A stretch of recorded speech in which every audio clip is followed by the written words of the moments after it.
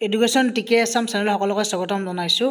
Assam high school teacher recruitment 2024 7,454টা post হাইস্কুলৰ আৰু হায়াৰ ছেকেণ্ডেৰী ওলাইছে। গোটেইখিনি ডিটেইলছত ক'ম, ভিডিঅ'টো একেলগে চাই থাকক আৰু চেনেলটো ছাবস্ক্ৰাইব কৰি লওক। প্ৰথম কথা, আপোনালোকৰ যিটো টেষ্ট কাম ৰিক্ৰুটমেণ্ট এটা হ'ব, আপোনালোকৰ মষ্ট ইম্পৰ্টেণ্ট হয় সেইটো। এতিয়া এই 7,454টা যি গ্ৰেজুৱেট টিচাৰ পোষ্ট, ইয়াতে আৰ্টছ ছায়েন্স হিন্দী সংস্কৃত ভেকেঞ্চি ওলাইছে যিহেতু গভৰ্ণমেণ্ট আৰু প্ৰভিঞ্চিয়েলাইজড ছেকেণ্ডেৰী স্কুলবোৰত।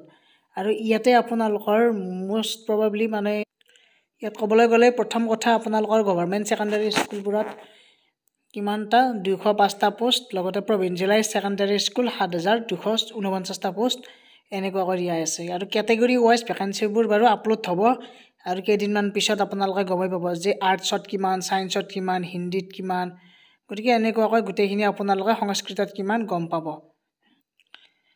ইয়াৰ পিছত ক্ৰাইটেৰিয়া কিছুমান থাকে, যিহেতু তেওঁ পাৰ্মানেণ্ট ৰেচিডেণ্ট হ'ব লাগিব প্ৰথমটোত। তাৰে পিছতে কেণ্ডিডেটজন 18 বছৰৰ পৰা 40 বছৰৰ ভিতৰত হ'ব লাগিব। এইখিনিতো জানেই যে OBC MOBC 3 বছৰ ৰেহাই দিয়ে, ST SC 5 বছৰ, x servicemen 2 years, PWD 10 years.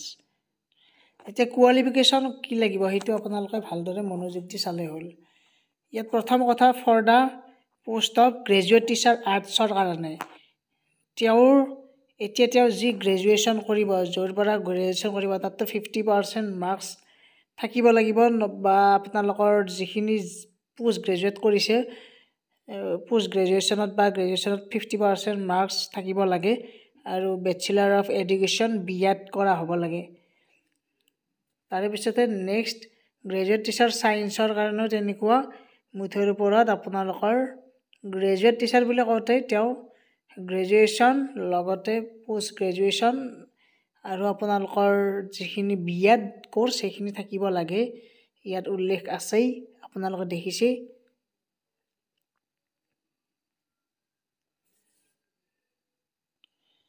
আৰু হিন্দী পোষ্টৰ কাৰণে তেওঁ কি প্ৰবীণ বা Ratna in Hindi with 50% mark and degree qualification with 50% mark, arts 50% from the any recognise university, বা BA উইথ 50% মাৰ্ক থাকিব লাগিব হিন্দীত।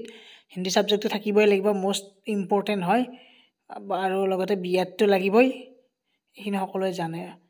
লগতে সংস্কৃতৰ কাৰণে Shastri with 50% marks and having degree qualification with 50% বা post graduation degree in arts 50% মাৰ্কছ এনি ৰিকগনাইজ ইউনিভাৰ্চিটি, বা BA with 50% mark and having Sanskrit as one subject, major সংস্কৃতত থকা হ'ব লাগিব, তেনেকুৱা। গতিকে এইখিনি আপোনালোকৰ ইম্পৰ্টেণ্ট আছিল। এতিয়া মিডিয়াম অফ ইনষ্ট্ৰাকশ্যন বুলি ক'বলৈ গ'লে Assamese medium, Bengali medium, Hindi medium, Bodo medium, English medium. তেওঁ যিহেতু মিডিয়ামটো মিডিয়াম ৱাইজ স্কুলবোৰ দিয়া থাকিব, কাৰণ অসমীয়া মাধ্যমৰ স্কুলত এজন অসমীয়া যিজন অসমীয়া ল'ৰা আছে বা ছোৱালী থাকিব কেণ্ডিডেটজন, তেওঁ HSLC অসমীয়াত ছাবজেক্টটো থাকিব লাগিব, বা বেংগলী মিডিয়ামৰ স্কুলত বেংগলী ছাবজেক্টটো তেওঁৰ নিজৰ থাকিব লাগিব, তেনেকুৱা নিজৰ।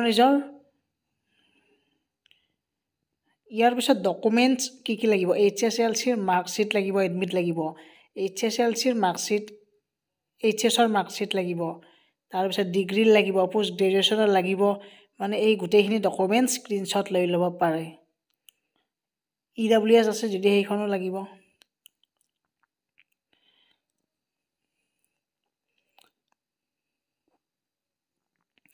আৰু ইয়াত কি দিয়া আছে, তেওঁ টিচাৰ এলিজিবিলিটি টেষ্ট, যিটো টেষ্ট কাম ৰিক্ৰুটমেণ্ট, সেইটো পৰীক্ষা পাছ কৰিব লাগিব, তেতিয়াহে তেওঁ এই চাকৰিটো লাভ কৰিব। কাট অফ মাৰ্কছ তাৰ ওপৰতে নিৰ্ধাৰণ কৰিব।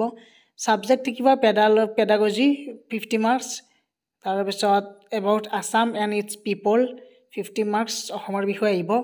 জেনেৰেল ইংলিছত 30 মাৰ্কছ, জেনেৰেল ষ্টাডিছত বা কাৰেণ্ট এফেয়াৰত 10 মাৰ্কছ, এনেকুৱাকৈ 140 মাৰ্কছৰ পৰীক্ষা এটা হ'ব।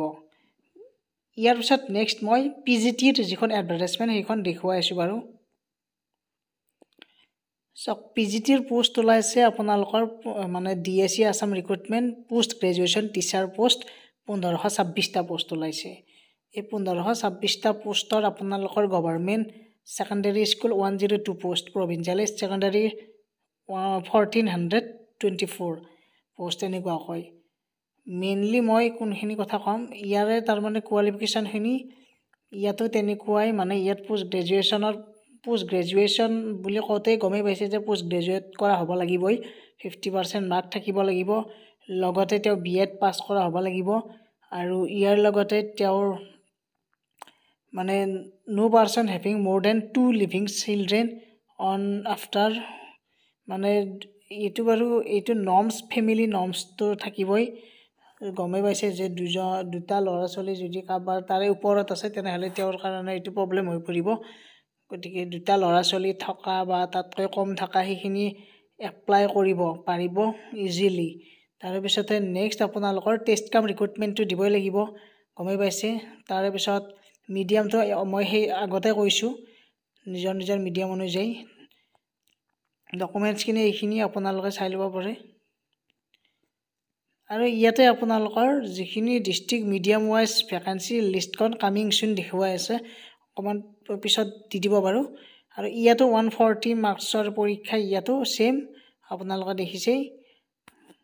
গতিকে ভিডিঅ'টো সকলোৱে শ্বেয়াৰ কৰি দিয়ক আৰু চেনেলটো ছাবস্ক্ৰাইব কৰি বেলেগটো প্ৰেছ কৰি ৰাখিব, আপডেটবোৰ দি থাকিম বাৰু। ইয়াৰ লগতে বহুতে এটা কথা সুধি আছে যে মেৰিট লিষ্টখন কেনেকুৱাকৈ প্ৰকাশ পাব, মানে the marks secured in the taste কাম ৰিক্ৰুটমেণ্ট টেষ্টত যিখিনি মাৰ্কছ পাব সেই মাৰ্কছৰ ওপৰত ভিত্তি কৰি কিনে লিষ্ট ওলাব, ছেপাৰেটকৈ লিষ্ট ওলাব, আৰু এই লিষ্ট অনুযায়ী তেওঁলোকে পাব। যদি পৰীক্ষাটো ভাল হয়, বেষ্ট হয়, তেনেহ'লে যাৰে নাম আগত থাকে সেইখিনি সোমাই যাব এই পোষ্টৰ এগেইনষ্টত, যিমানখিনি পোষ্ট আছে। গতিকে এইটো মনত ৰখা উচিত। পৰীক্ষাটো কিন্তু ভালকৈ দিব লাগিব, কাৰণ এইটো কম্পিটিশ্যন বহুত টাফ কম্পিটিশ্যন হ'ব এইবাৰ।